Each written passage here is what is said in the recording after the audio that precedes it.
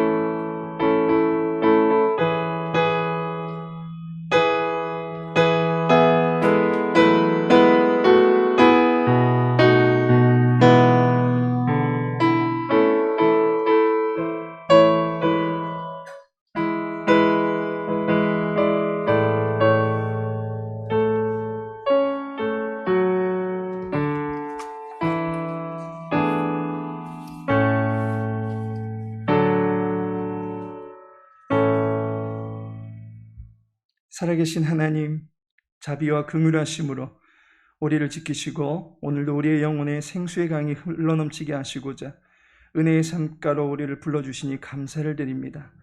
예배드림 속에서 구원의 기쁨을 누리미 있게 하시고 구원의 은총을 베푸신 여호와 하나님만을 기억하며 주님만을 높여드릴 수 있는 복된 시간 되게 하옵소서. 예수님의 이름으로 기도합니다. 아멘. 찬송가 309장입니다.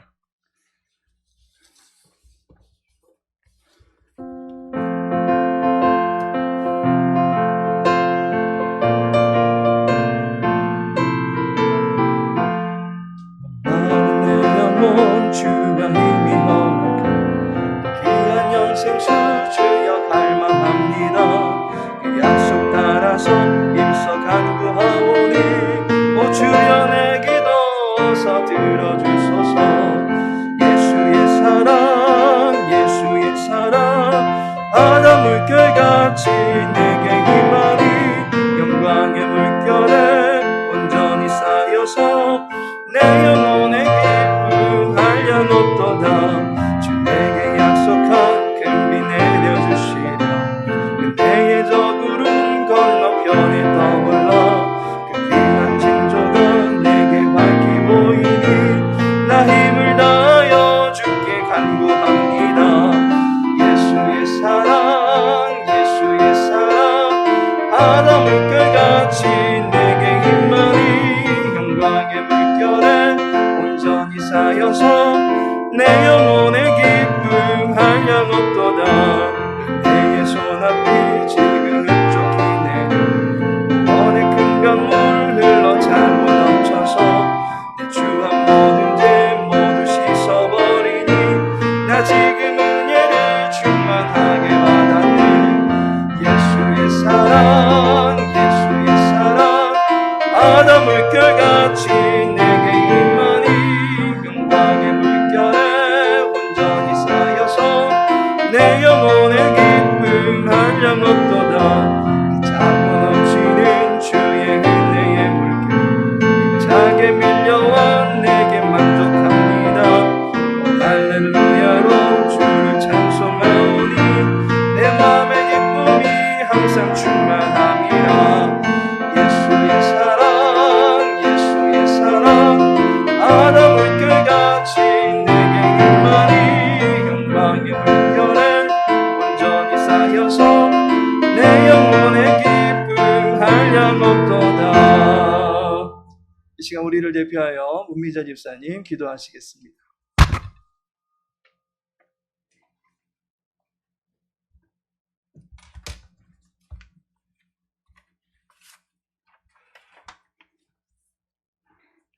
할렐루야, 주님을 찬양합니다. 어떠한 상황에서도 우리를 붙잡아 주시고 사랑해 주시고 포기하지 않으시는 하나님 아버지, 이 시간 3일 예배로 모이게 하시고 예배 드리게 하시니 진심으로 감사합니다. 각자의 자리에서 주의 크신 은혜를 바라며 예배하고 찬양하며 기도하는 우리의 예배를 기쁘게 받아주시옵소서. 사랑의 주님, 연약한 우리에게 지혜를 주시길 원합니다. 코로나 확산으로 인해 제한된 환경 속에서 살아가고 있는 우리들을 불쌍히 여기시고 이 사태가 하루속히 종식되어 함께 모여 예배하는 그날이 오기를 간절히 기도하고 바랍니다. 항상 기뻐하고 쉬지 말고 기도하며 범사에 감사하라 하신 하나님, 말씀처럼 하루하루의 일상이 감사와 찬양의 열매가 우리 성도님들의 가정에 가득하길 기도하며 축복합니다. 그래서 우리의 마음이 하나님의 마음을 닮아가길 간절히 소망합니다. 지키시고 보호해 주시는 하나님 아버지, 이 시간 저희 광명 창성교회를 위해 기도합니다. 이곳에서 예배할 수 있는 처소를 세우시고 설립 감사 예배를 드리게 하심에 진심으로 감사합니다. 이후에 남아있는 모든 절차도 주님의 은혜 가운데 잘 마무리되게 하시고 지금은 작지만 이후엔 하나님이 쓰시는 강한 교회로 세워지게 하옵소서. 예배가 살아있는 교회, 주님의 복음을 전하는 교회, 사랑스러운 우리 아이들이 마음껏 하나님의 말씀을 더불어 살아가는 그런 교회, 섬김과 봉사로 서로서로 사랑하며 교제하는 그런 교회가 되기를 간절히 소망합니다. 이를 위해 애쓰시는 목사님, 저희 장로님, 권사님, 집사님들이 모두가 한마음 한뜻이 되어 섬겨가는 교회가 되게 하옵소서. 하나님의 말씀과 기도로 거룩하여지는 교회가 되게 하옵소서. 우리가 보지 못하는 것까지도 보시는 주님, 우리의 연약한 부분까지 보살피시사 기도할 때마다 하나님의 마음을 갖게 하옵소서. 광명창송교회 모든 성도님들의 건강도 지켜주시길 기도합니다. 코로나로부터 안전하게 하시고 아픈 몸, 아픈 마음 치유되고 회복되어서 주님 앞에 예배할 때 간절히 정말 하나님을 찾을 수 있는 그런 시간이 오기를 간절히 기도합니다. 사랑하는 주님, 오늘도 말씀 전하시는 강동기 담임 목사님을 축복하시며 기도합니다. 말씀을 준비하시어 전하실 때마다 성령의 능력을 더하여 주시고 생명의 말씀을 전하게 하옵소서. 저희들은 그 말씀을 귀로 듣고 삶으로 실천하며 살아가게 간절히 기도합니다. 광명창성교회를 말씀과 기도가 충만한 교회로 이끌어가는 선한 목자가 되시길 기도하며 축복합니다. 목사님 항상 지치지 아니하도록 건강을 지켜주시고 그 가정 위에도 복의 복을 더하여 주시길 원합니다. 사랑하는 주님, 주님 안에 거하는 우리들의 삶이 항상 기쁘고 감사한 일상이 되어지길 간절히 소망하며 예수님의 이름으로 간절히 기도드립니다. 아멘.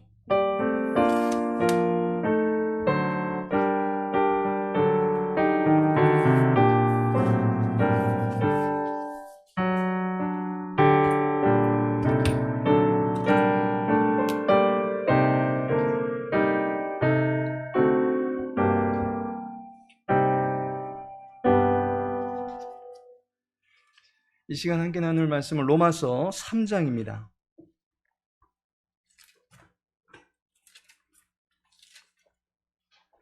로마서 3장 19절에서 24절까지의 말씀입니다. 로마서 3장 19절에서 24절까지 우리 함께 읽도록 하겠습니다. 우리가 알거니와 무릇 율법이 말하는 바는 율법 아래에 있는 자들에게 말하는 것이니 이는 모든 입을 막고 온 세상으로 하나님의 심판 아래에 있게 하려 함이라. 그러므로 율법의 행위로 그의 앞에 의롭다 하심을 얻을 육체가 없나니 율법으로는 죄를 깨달음이니라. 이제는 율법 외에 하나님의 한 의가 나타났으니 율법과 선지자들에게 증거를 받은 것이라. 곧 예수 그리스도를 믿음으로 말미암아 모든 믿는 자에게 미치는 하나님의 은이 차별이 없느니라. 모든 사람이 죄를 범하였음에 하나님의 영광에 이르지 못하더니 그리스도 예수 안에 있는 속량으로 말미암아 하나님의 은혜로 값없이 의롭다 하심을 얻은 자 되었느니라. 아멘. 오늘은 본문의 말씀을 통해서 하나님의 은혜로라는 제목으로 함께 은혜 나누고자 합니다. 하나님의 은혜로라는 제목을 들으니까 이 찬양이 생각이 나지 않습니까?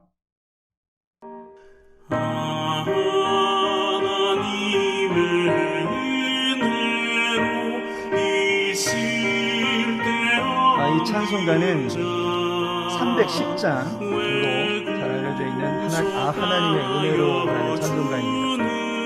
이 찬송가의 작사가는 다니엘 웹스터 히틀이라고 하는 사람입니다. 그는 21살의 나이에 남북전쟁에 참전하게 됩니다.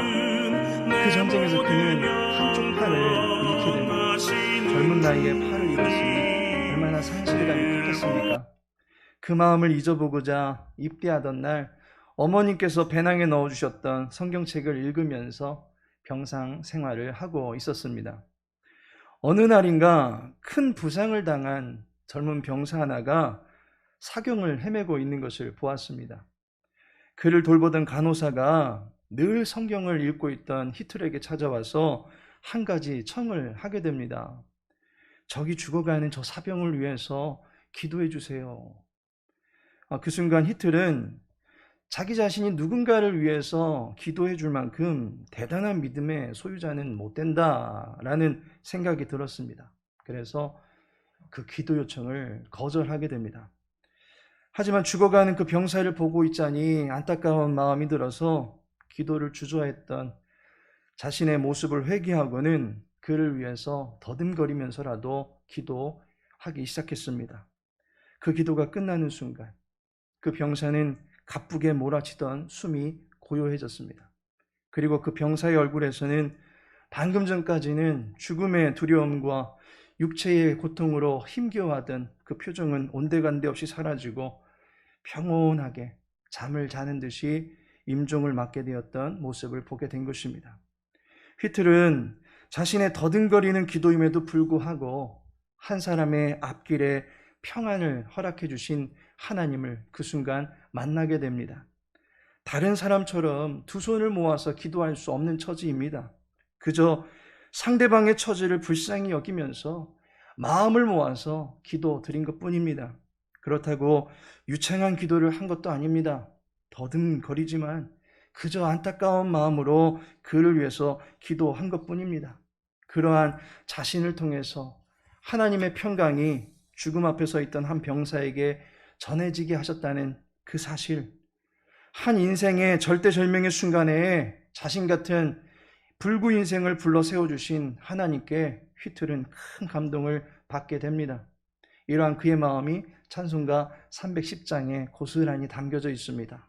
아, 하나님의 은혜로 있을 데 없는 자 왜 구속하여 주는지 난 알 수 없도다.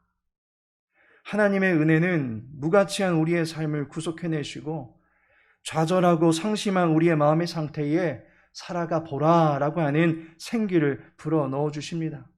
생육하고 번성하라는 소망을 은혜 가운데 불어넣어 주십니다. 인생의 여정을 은혜로 한 걸음 한 걸음 내디딜 수 있도록 도와주십니다. 바울은 자신의 삶의 전체가 하나님의 은혜다라고 고백한 사람입니다. 고린도전서 15장 10절에 보니까 내가 나 된 것은 하나님의 은혜로 된 것이니 라고 고백하고 있습니다. 바울은 어찌 보면 자기 자신에게 흠뻑 취해서 살았던 사람입니다. 남부러울 것이 없었던 사람이었습니다.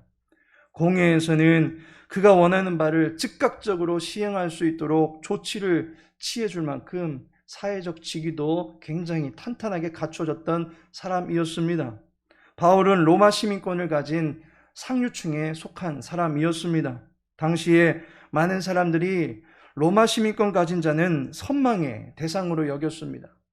바울은 로마 시민권자였기 때문에 모든 사람들의 부러움을 한 몸에 받으며 모든 것을 갖춘 사람이었다라고 볼 수 있습니다. 그런데 바울은 자기 자신의 진정한 실체는 하나님의 은혜로 이루어진 것이다 라고 고백합니다.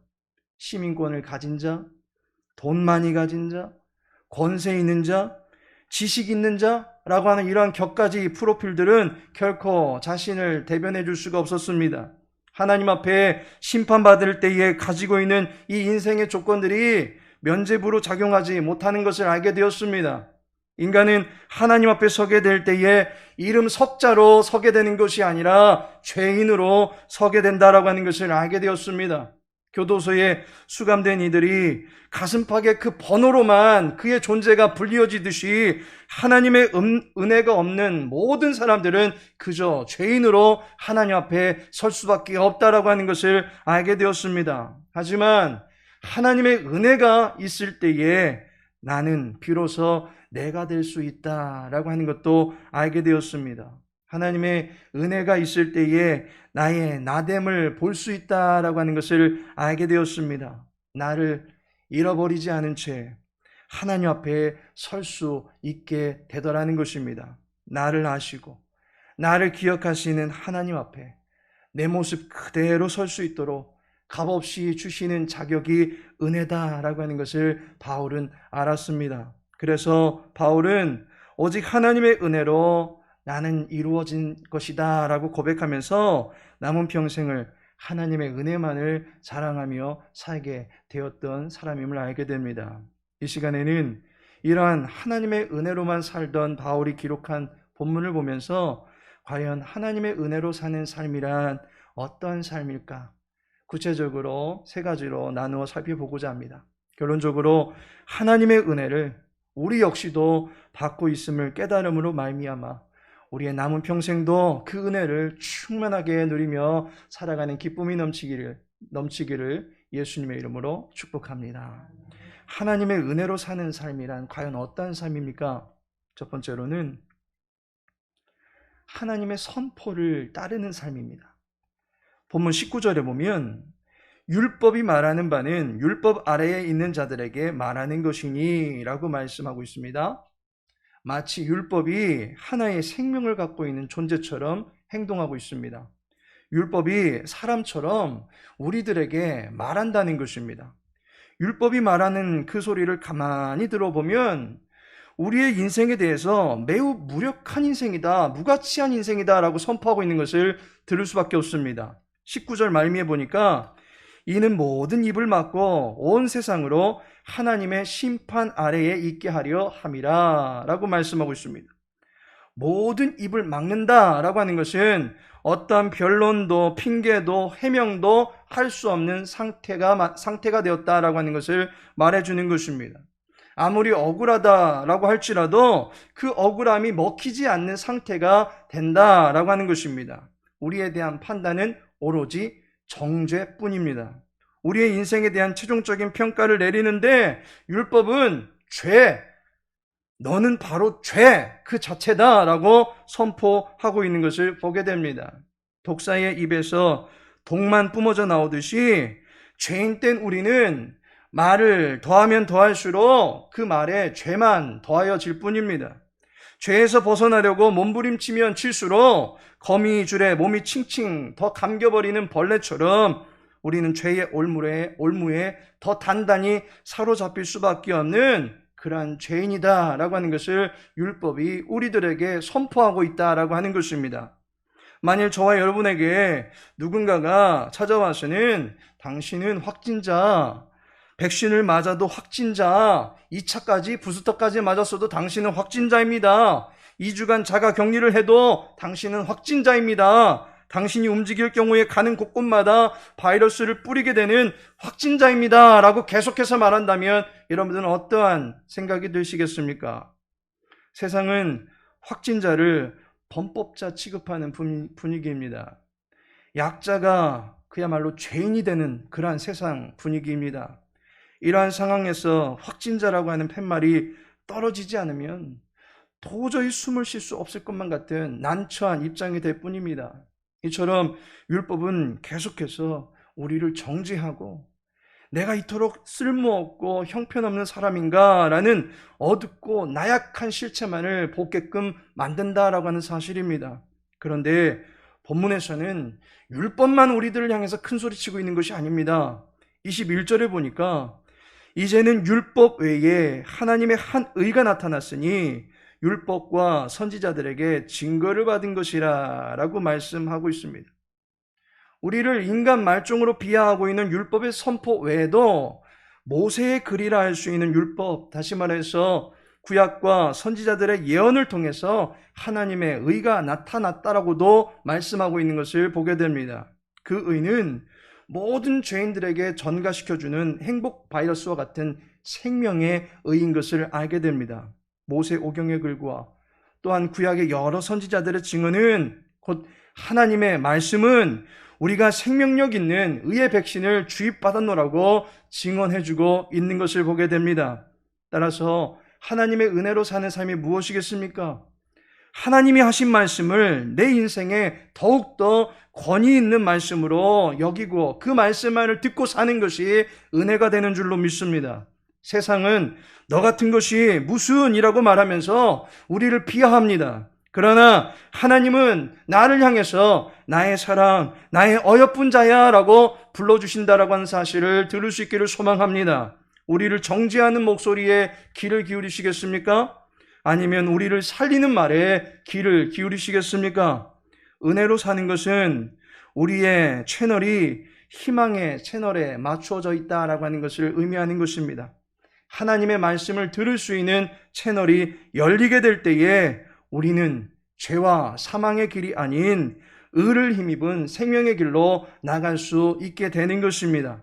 하나님께서 나를 살리셨고 또한 살리시며 살리실 것이다 라고 하는 이 엄중한 선포를 내 인생의 최고의 또한 최대의 가치관으로 여기며 살 줄 아는 것이 은혜인 줄로 믿습니다.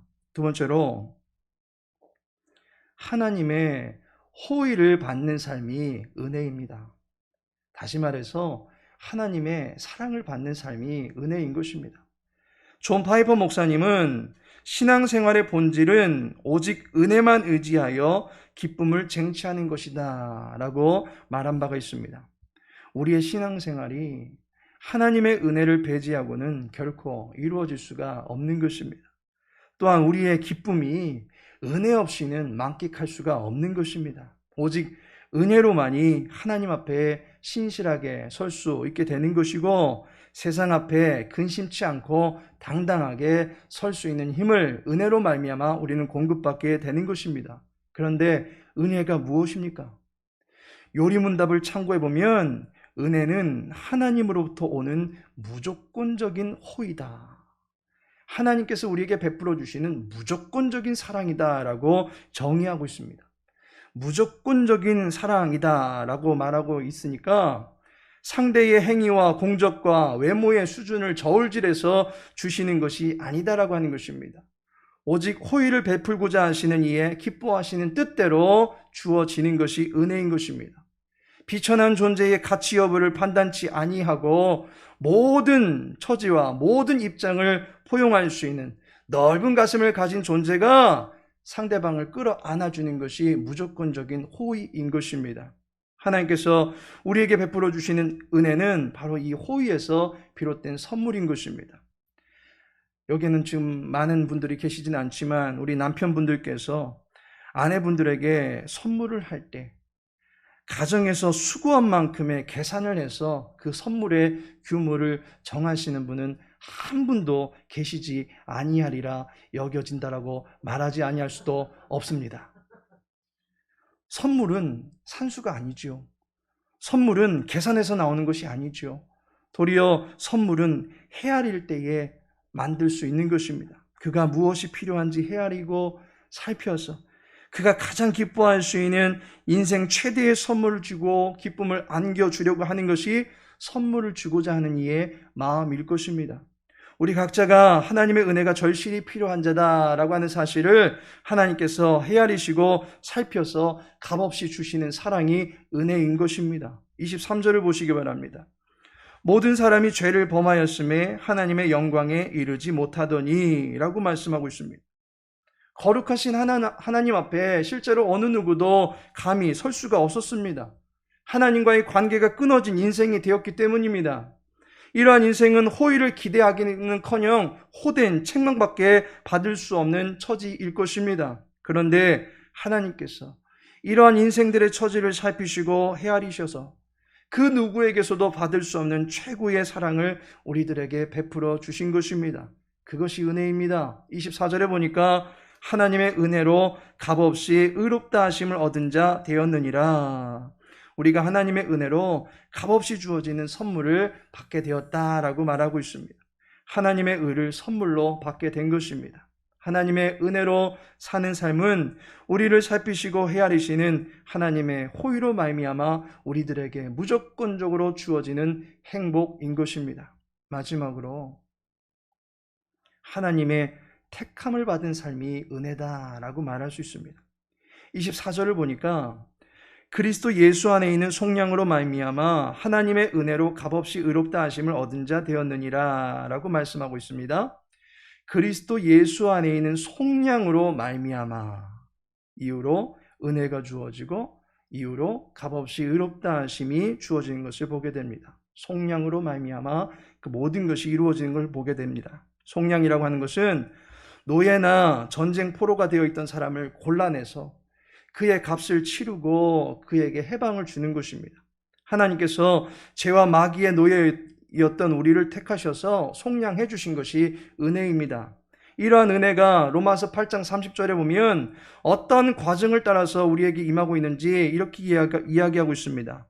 또 미리 정하신 그들을 또한 부르시고 부르신 그들을 또한 의롭다 하시고 의롭다 하신 그들을 또한 영화롭게 하셨느니라 라고 말씀하고 있습니다. 우리를 정하시는 것에서부터 시작이 되는 것을 보게 됩니다. 하나님의 택함에서부터 우리에게 하나님의 은혜는 시작되는 것입니다. 로마서 11장 5절에 보니까 그런즉 이와 같이 지금도 은혜로 택하심을 따라 남은 자가 있느니라 라고 말씀하고 있습니다. 하나님의 은혜는 어느 누구도 거들떠보지 않는, 두 번 눈길을 주고 싶지 않은 비천한 우리들을 택하시는 것에서부터 본격적으로 시작이 되어지는 것입니다. 하나님과 끈끈한 관계를 맺으며 살아갈 자격을 그분의 택하심에서부터 시작되어지는 것입니다. 하나님께 한번 찜을 받은 인생은 결코 다른 것에 넘어가지 않도록 하십니다. 예수님이 공회에 잡히시던 밤에 예수님의 곁을 멀찍이 따라가던 베드로가 있었습니다. 그는 한 번, 두 번 계속해서 예수님을 부인하더니 마지막 세 번째마저도 예수님을 저주하며 부인했습니다. 베드로가 점점 멀리 주님의 곁을 떠나가게 된 것입니다. 입술로 주님을 멀리합니다. 또한 그의 생각에서 주님의 말씀이 잊혀져 가고 있습니다. 마지막 주님을 부인하던 때에 주님과 눈이 마주치게 됩니다. 그 순간 주님께서는 베드로의 눈을 보면서 베드로의 마음에 깨닫는 마음, 또한 통회하는 마음을 주셨던 것을 보게 됩니다. 하나님의 은혜는 사람 낚는 어부가 되게 하시려고 선택하신 베드로의 그 인생을 다시금 바로잡아 주시고 주님의 백성으로 끝까지 경주할 수 있도록 붙잡아 주시고 안내해 주시는 것을 보게 됩니다. 하나님께서 사랑하시는 성도 여러분, 하나님의 은혜로 살아가는 사람, 그 사람은 잎사귀가 마르지 아니하며 푸르름을 계속해서 떨쳐나가는 그러한 청청한 나무와 같은 인생을 살아갈 수 있게 되는 것입니다. 하늘을 두루마리 삼고 바다를 먹물 삼아도 다 기록할 수 없을 만큼의 충만한 하나님의 은혜를 누리며 살아가게 될 것입니다. 또한 이후로 그 하나님의 사랑이 고맙고 또한 감격스러워서 눈물 어린 간증이 그 삶 가운데 넘쳐남을 통해서 휘틀과 같이 하나님을 찬양하고픈 주옥 같은 찬양의 간증들, 찬양의 시들, 주님 앞에 영광 올려드리게 되어지는 고백들이 그 삶 가운데 넘쳐나게 될 것입니다. 이러한 하나님의 은혜로 말미암아 기쁨을 충만하게 누리며 살아가는 복된 주의 백성들 되시기를 예수님의 이름으로 축복합니다. 우리 이 시간 찬송 하나님의 은혜로 1절만 두 번 찬양하도록 하겠습니다.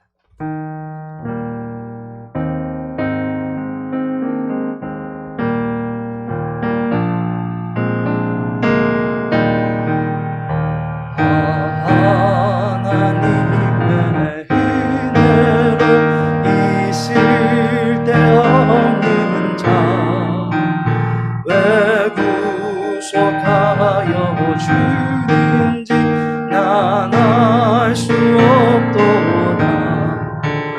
내가 믿고 또 의지함을 내 모든 형편 아시는 주님 늘 보호해 주실 것을 나는 확실히 하나님의 은혜로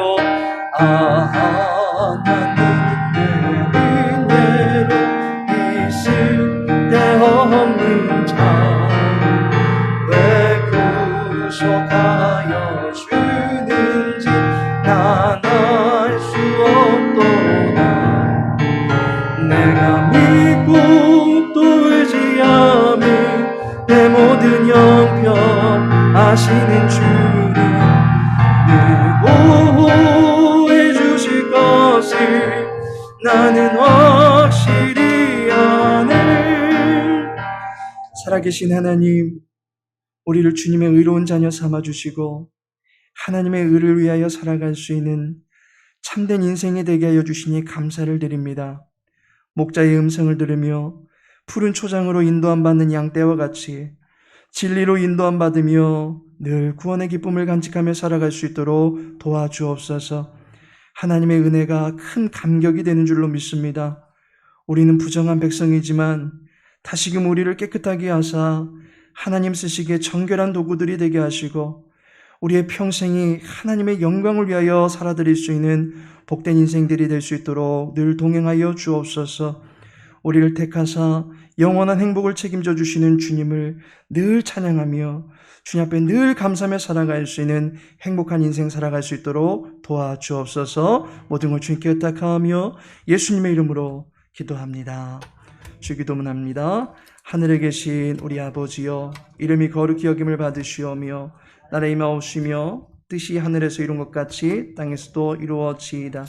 오늘날 우리에게 일용할 양식을 주옵시고 우리가 우리에게 죄 지은 자를 사하여 준 것 같이 우리 죄를 사하여 주옵시고 우리를 시험에 들게 하지 마옵시고 다만 악에서 구하옵소서. 대개 나라와 권세와 영광이 아버지께 영원히 있사옵나이다.